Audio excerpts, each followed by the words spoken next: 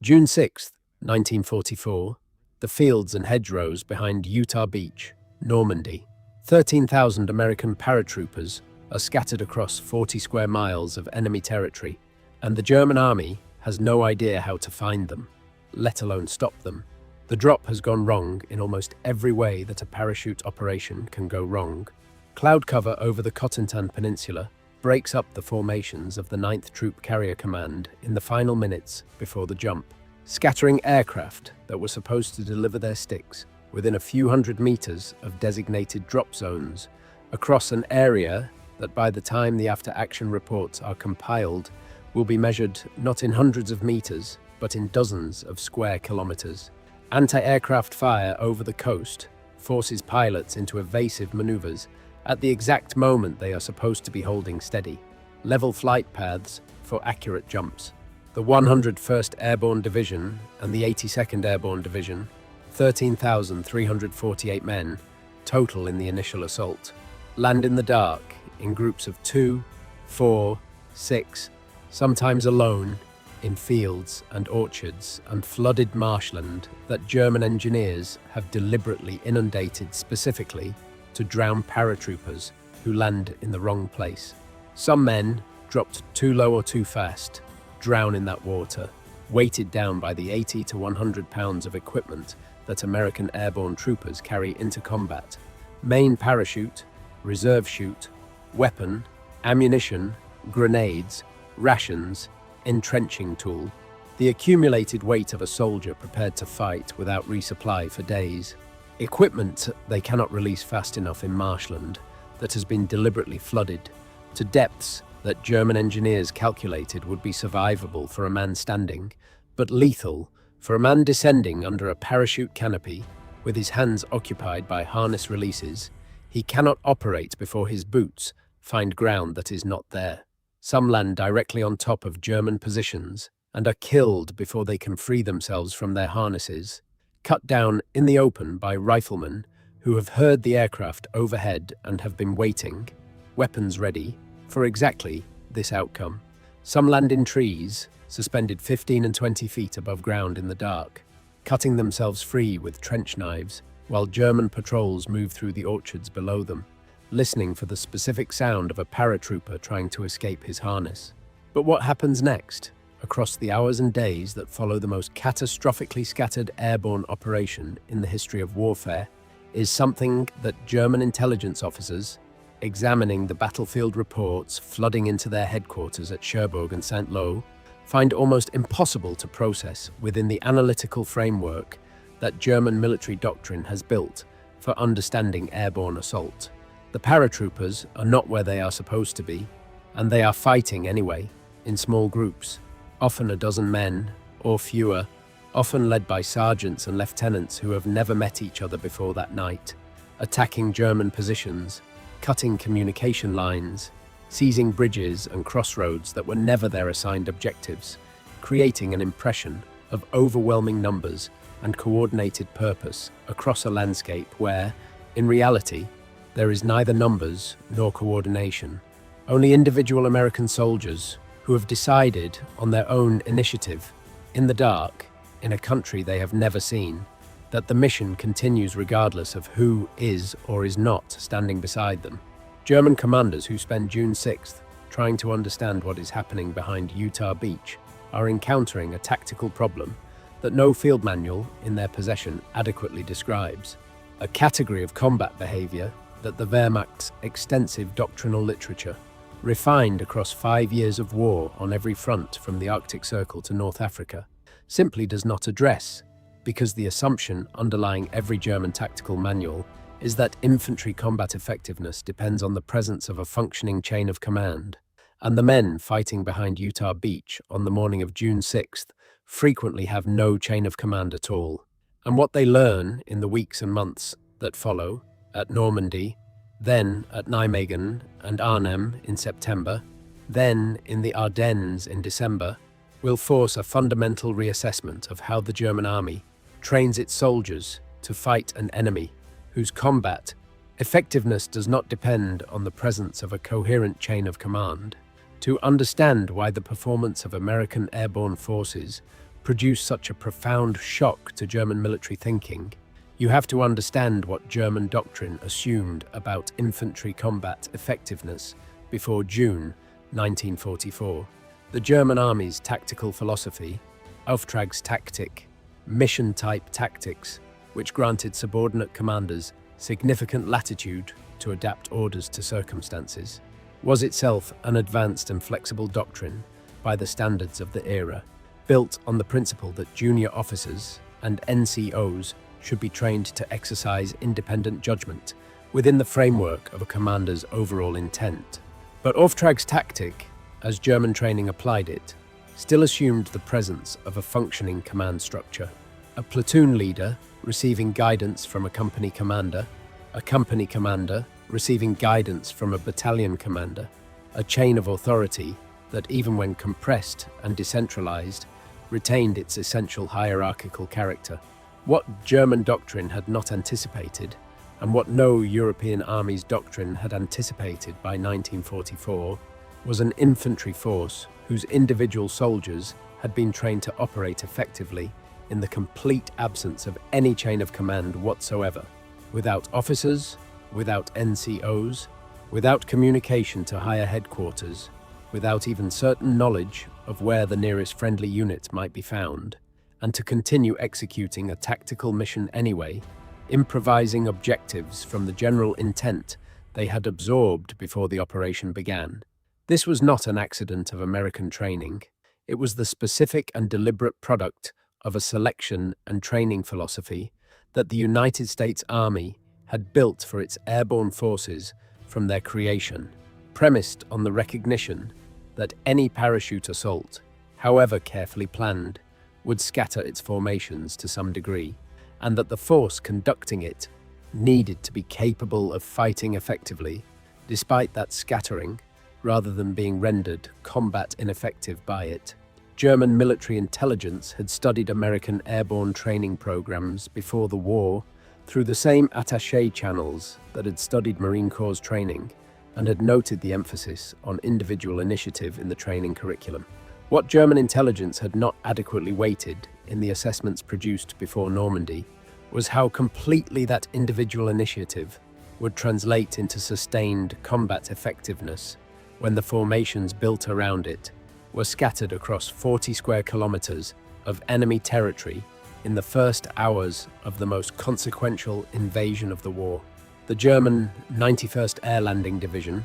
positioned in the Cotentin Peninsula specifically to counter an airborne threat that German intelligence had correctly anticipated might target this sector, is commanded by General Lieutenant Wilhelm Falli, who is killed in the early hours of June 6th when his staff car encounters a small group of American paratroopers from the 82nd Airborne Division near his headquarters, a group that has no idea who they have just killed and that has assembled, by chance, rather than design, in a position that happens to intersect with the German general's return from a war game exercise in Rennes. Falli's death in the first hours of the invasion removes the one German commander in the immediate sector with detailed knowledge of the defensive plan against airborne assault, a plan he had spent months refining specifically for the contingency now unfolding, and his absence at the critical moment when his division most needs centralized direction is itself a small but illustrative irony of the engagement. The German defensive plan against scattered airborne assault depended on the kind of centralized command authority that the airborne assault itself, in its opening minutes, had already begun to remove from the battlefield. The loss compounds an already deteriorating German command picture. Reports arriving at division and corps headquarters describe American paratroopers in locations that, when checked against each other, appear to indicate forces of overwhelming size distributed across the entire peninsula, when the actual American strength in any given location is frequently a squad or less, sometimes no more than 2 or 3 men who have found each other in the dark and are moving toward the sound of what they believe is their assembly point, engaging any German position they encounter along the way, not because doctrine requires it, but because remaining motionless and undetected serves no purpose when the mission requires movement toward an objective that exists. For these men, only as a memory of a briefing map studied days earlier in England, the German response to this confused intelligence picture is itself confused. Reserves are committed against phantom concentrations. Defensive positions are reinforced against threats that do not materialize at the strength reported, and the actual American objectives, the causeways behind Utah Beach, the bridges over the Merderet River, the town of Sainte-Mère-Église, are defended with forces that German intelligence has misallocated based on a battlefield picture that the scattered American drop has rendered, in the most literal sense, impossible to read accurately. Sainte-Mère-Église, a market town of fewer than 2,000 residents, whose church bells the German garrison had grown so accustomed to that they had stopped registering them as anything worth investigating, falls to elements of the 505th Parachute Infantry Regiment under Lieutenant Colonel Edward Krauss at approximately 0430 hours on June 6th. The first French town liberated in the invasion, taken by a force that has assembled itself in the dark, from paratroopers who found their way to the assembly point through compass navigation and the sound of church bells, that German soldiers, in one of the engagement's stranger details, had not silenced because they had not yet identified the threat as serious enough to warrant it. The town's capture secures a critical road junction on the route inland from Utah Beach, denying the Germans the ability to reinforce the coastal defenses through this axis in the critical hours of the landing. German counterattacks against Sainte-Mère-Église through June 6th and June 7th, conducted by elements of the 91st Air Landing Division and the 1057th Grenadier Regiment, are repeatedly defeated by a defending force that German intelligence, observing the volume and coordination of the defensive fire, consistently overestimates in size. The actual defenders number in the low hundreds for much of the critical period, organized into a defensive perimeter that any German staff officer, examining it on paper, knowing the true troop strength, would assess as fragile and likely to collapse under sustained pressure from a determined regimental strength counterattack. The German assessment, filed in division reports that survive in the captured documents later analyzed by Allied and then by historical researchers, describes the American force at Sainte-Mère-Église as a regimental strength position, a force 5 to 8 times larger than what is actually present, and the discrepancy between this assessment and the actual American strength is not, on examination, a simple failure of German reconnaissance. It is the product of a defensive performance that successfully simulated the firepower distribution and tactical responsiveness of a much larger force, achieved by paratroopers who moved between firing positions to create the impression of multiple separate units engaging from different points, who maintained a volume and accuracy of small arms and mortar fire that exceeded what German tactical experience associated with the manpower actually present, and who counterattacked aggressively at the first sign of German hesitation, rather than maintaining a purely defensive posture that would have revealed, through its passivity, the limited numbers behind it. The paratroopers holding Sainte-Mère-Église were not merely defending a position. They were performing the appearance of overwhelming strength, consciously or instinctively, and the performance worked. The paratroopers holding the town have created, through the specific combination of aggressive defensive fire, mobile repositioning between engagements, and the absence of any visible panic or disorganization that a German observer would expect from an outnumbered force, an impression of strength that does not correspond to their actual numbers and that materially affects a German operational decision-making in the critical first 72 hours of the invasion. The bridges over the Merderet River at La Fière and Chais du Pont become the focus of some of the most sustained and costly fighting of the Normandy campaign's first week, as elements of the 82nd Airborne Division under Brigadier General James Gavin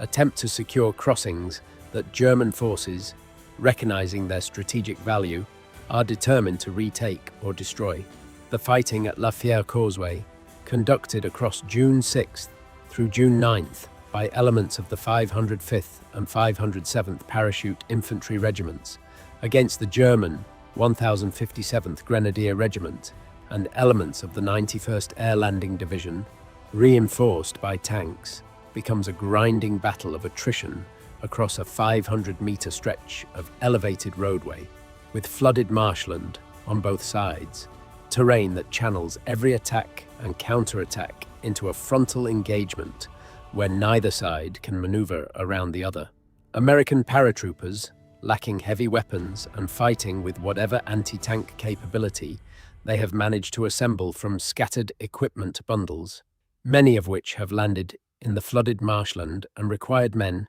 to dive and search underwater in the dark to recover. An exercise that costs precious hours in the first critical day of the engagement hold the western end of the causeway against German tank-supported counterattacks using bazookas at point-blank range. The gunners frequently exposing themselves fully to engage German armor that is advancing across the only available approach, a roadway barely wide enough for a single vehicle, with no room to maneuver off it into the flooded fields on either side. The fighting is so close that German tank crews report being engaged by riflemen at ranges under 50 meters, close enough that the muzzle flash of the defending weapons is visible from inside the tank's vision blocks, and the distinction between the front line and the rear area effectively does not exist because there is no rear area. Every position along the causeway is simultaneously forward and exposed, and the paratroopers holding it are fighting with their backs to the same marshland that has just finished killing some of their own comrades during the drop. Private Charles de Glopper of the 325th Glider Infantry Regiment, covering the withdrawal of his platoon during a German counterattack on June 9th, stands in the open road firing his Browning automatic rifle to draw German fire away from his retreating comrades, continuing to fire after being wounded multiple times until he is killed, an action for which he receives the Medal of Honor, posthumously the first soldier of the 82nd Airborne Division to be so recognized in the Normandy campaign, and an action that German accounts of the engagement describe with the specific bewilderment that recurs throughout the German assessment of American airborne combat behavior. A single soldier's decision to make himself the focal point of an entire enemy attack, not under orders, not as part of any larger tactical plan visible to him in the moment, but as an individual judgment about what the situation required. The pattern that German intelligence begins documenting after Normandy. Small groups of American paratroopers, frequently led by NCOs rather than officers, fighting with a tactical aggressiveness and tenacity disproportionate to their numbers, holding positions and conducting local counterattacks without apparent reference to any larger coordinated plan, repeats with such consistency across multiple engagements that German operational assessments begin treating it as a predictable characteristic of American airborne forces, rather than an anomaly specific to the chaos of the Normandy drop. This becomes critically relevant 3 months later, in September 1944, when Operation Market Garden commits the 82nd and 101st Airborne Divisions, along with the British 1st Airborne Division,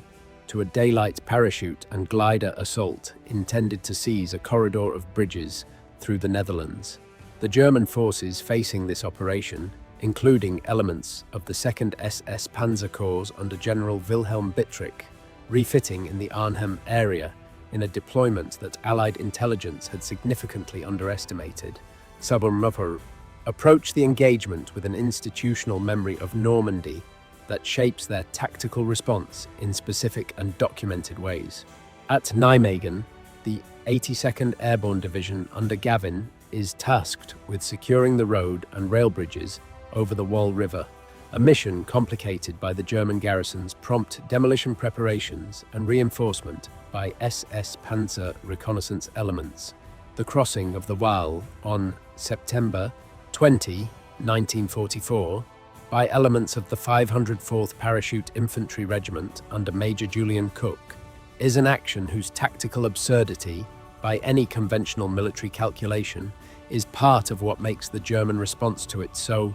analytically significant. The assault boats, 26 flimsy plywood and canvas craft, borrowed from British engineers who had never expected them to be used for a daylight river assault against a defended far bank, are paddled, not powered, across 400 meters of open water by paratroopers who are infantry, not naval assault troops, using paddles that many of them are operating for the first time in their lives under direct fire. German machine guns positioned in the buildings and rail embankment of the North Bank, supported by 20mm anti-aircraft guns, depressed to fire horizontally across the water, and by mortar fire that has the entire crossing zone pre-registered, begin firing the moment the first wave clears the South Bank, and the boats, overloaded, slow, offering no cover whatsoever to the men inside them, take the fire for the full length of the crossing, with no possibility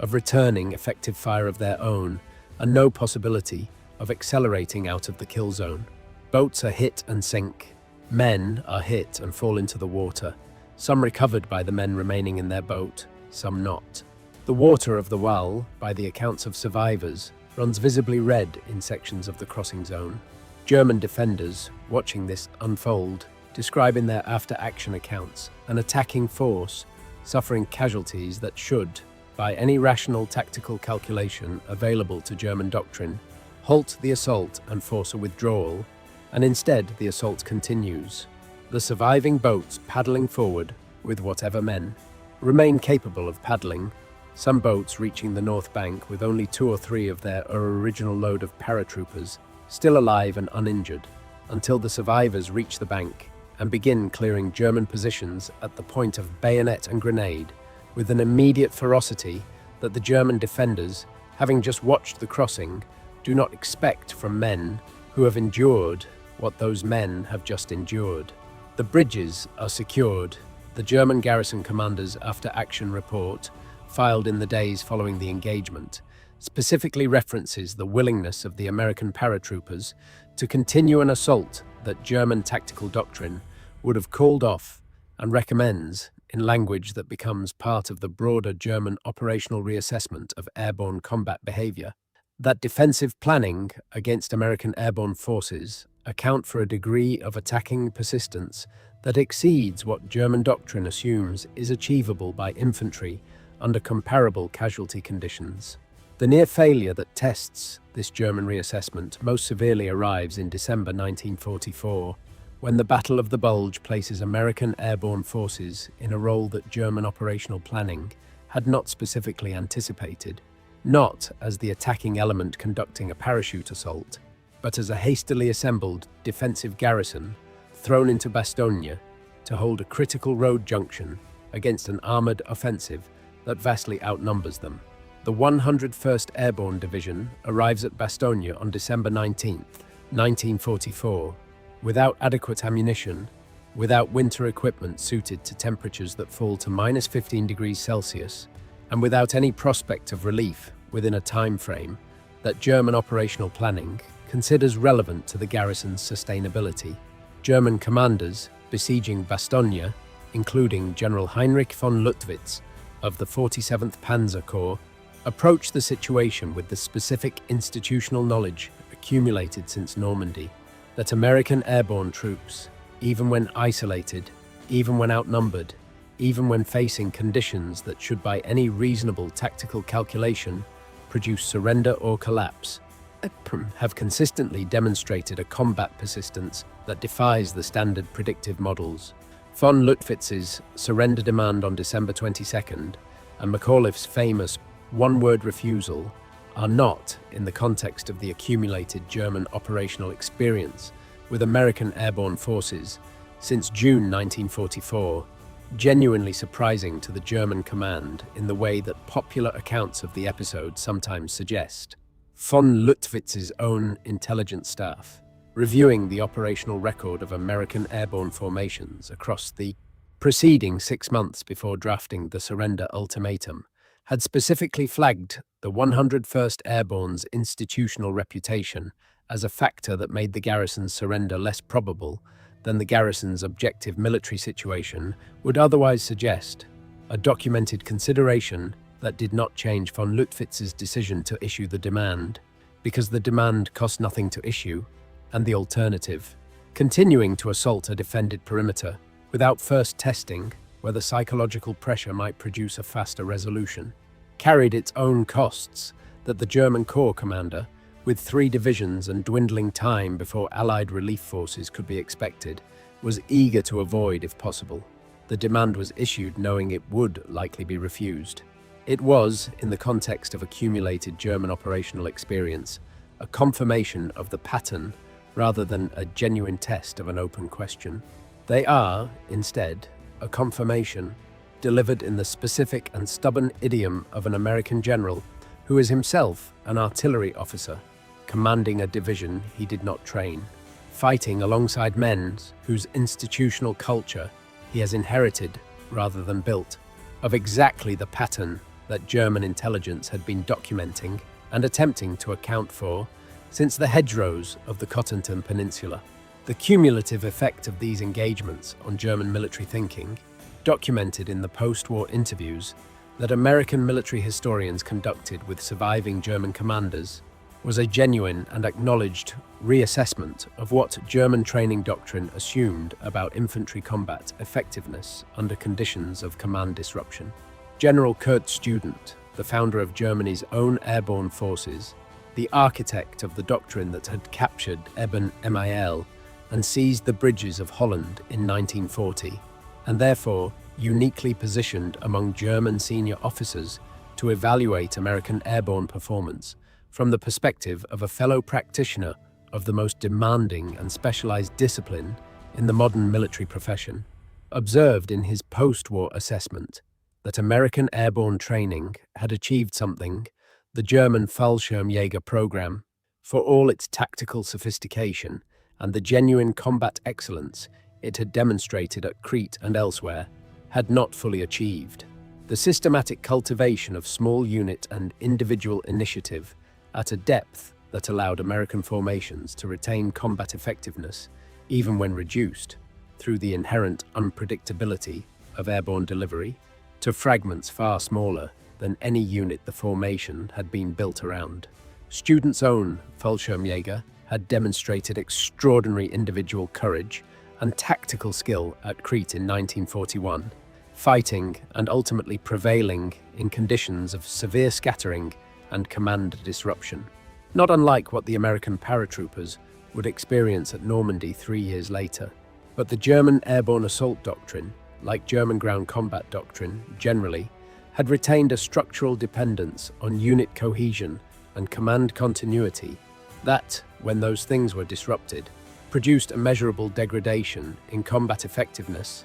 that the American formations, by students' own professional assessment, did not exhibit to the same degree. Student attributed the difference in his post-war analysis not to any deficiency in the individual quality of German paratroopers, whom he continued to regard, even in defeat, as among the finest soldiers Germany had produced, but to a difference in the training philosophy that had shaped them.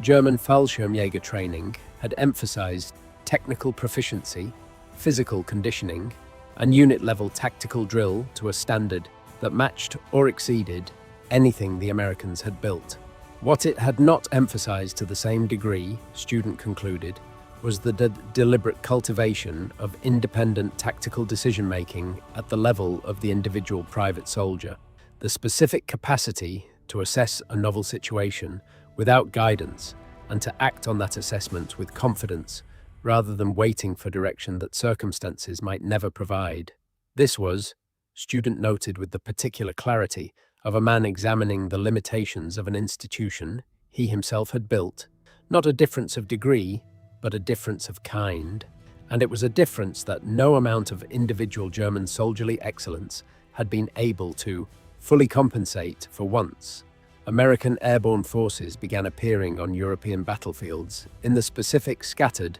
and disorganized conditions that parachute assault routinely produced. The German military's response to these accumulated lessons was constrained, by late 1944, by resources and time that no amount of doctrinal insight could overcome.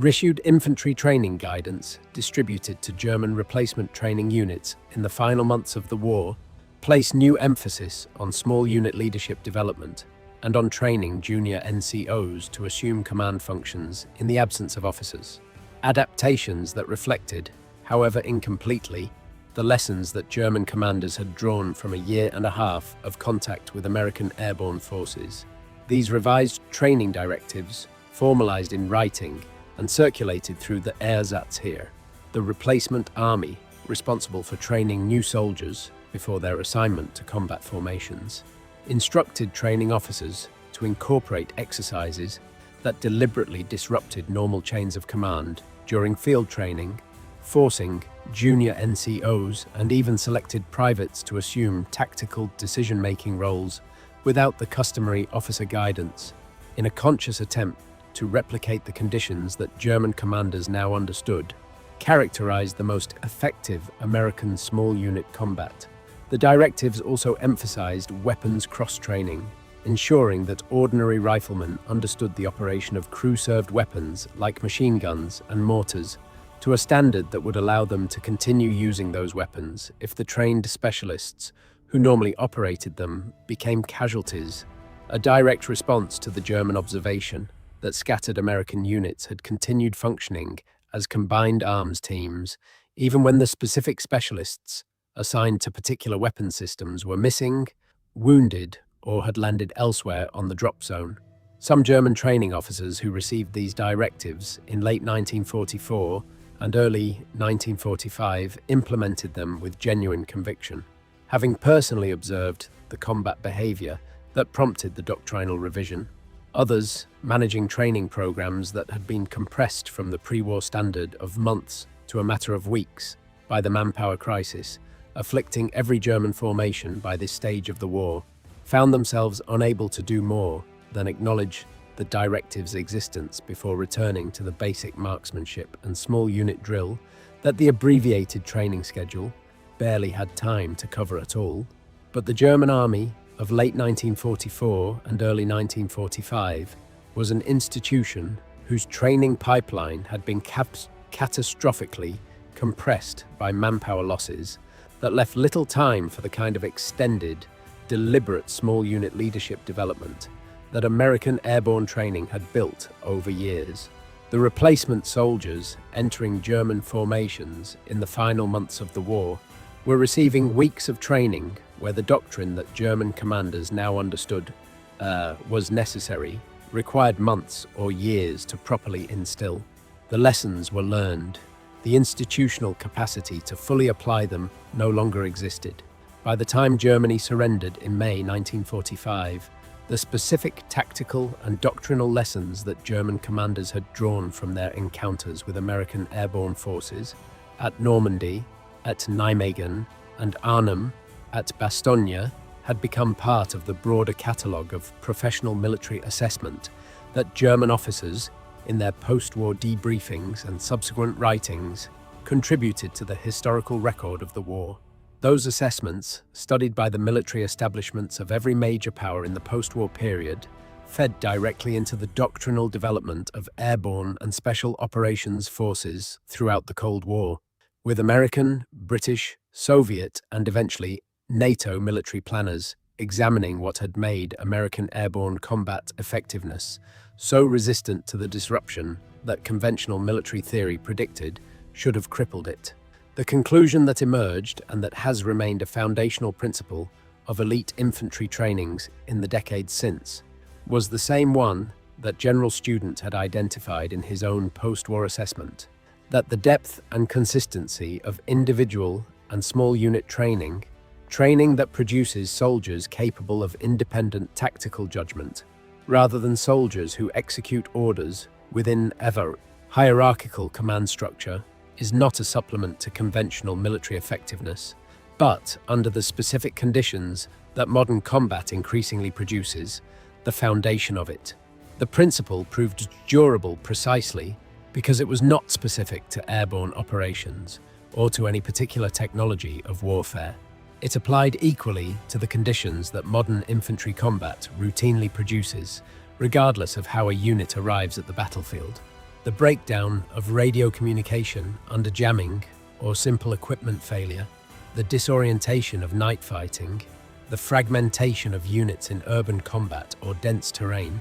the death or incapacitation of officers and senior NCOs in the opening minutes of an engagement. Every army that has studied the German assessments of American airborne combat performance in the decades since 1945 has drawn, essentially, the same conclusion that student drew, that an infantry force trained to depend on continuous functioning command and control will fail in exactly the moments when modern combat is most likely to disrupt that continuity, while a force trained to function without it retains its combat effectiveness, precisely when effectiveness matters most. The lesson was expensive to learn and remains, 8 decades later, one of the most consistently rediscovered truths in the study of land warfare. Rediscovered because each new generation of military planners is tempted, in the relative calm of peacetime training budgets and doctrine writing committees, to substitute technological solutions and procedural sophistication for the harder and more time-consuming work of cultivating individual judgment in every soldier who might someday find himself alone, in the dark, in a country he has never seen, with no one left to tell him what to do next. The German army that faced American paratroopers in 1944 was, by most conventional measures of military professionalism, among the finest fighting forces the world had produced. It had not built that capability into its own forces, and the gap between what it had built and what it encountered became, after the war, one of the most studied and most consequential lessons in the modern history of military training. The paratroopers who scattered across the hedgerows of Normandy on June 6, 1944, alone, disoriented, and far from their objectives, did not wait for someone to tell them what to do next. That fact, multiplied across thousands of individual soldiers, in thousands of individual decisions, across a war that would not end for 11 more months, turned out to be one of the most consequential military lessons of the 20th century. And it was a lesson that no army, however accomplished, could learn from a manual. It could only be learned by fighting the men who had already learned it themselves.